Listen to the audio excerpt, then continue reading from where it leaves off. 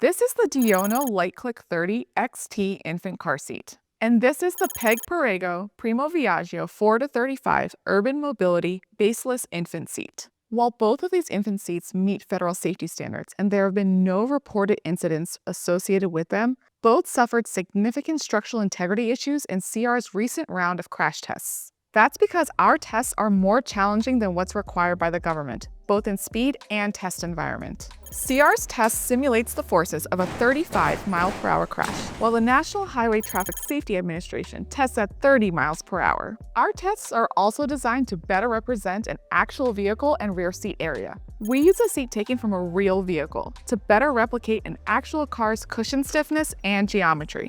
CR's tests for these child seats only simulate a car crash with one impact. But it's important to know, in the real world, crashes can involve multiple impacts. If a car seat shows significant damage after one test impact, like these did, that's a major concern. Diono said it is committed to the safety of all child passengers and that it was thoroughly investigating the questions raised by CR's testing. Perego said that additional tests it conducted using CR's protocol did not reveal any structural breakages or raise any concerns about the product's integrity.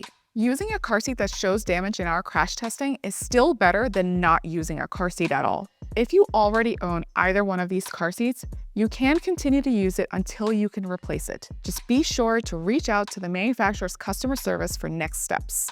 CR uses its own rating scale to rate the best car seats at any budget for safety, ease of use, and vehicle fit. To find the safest child seats for your family, visit cr.org/car seats.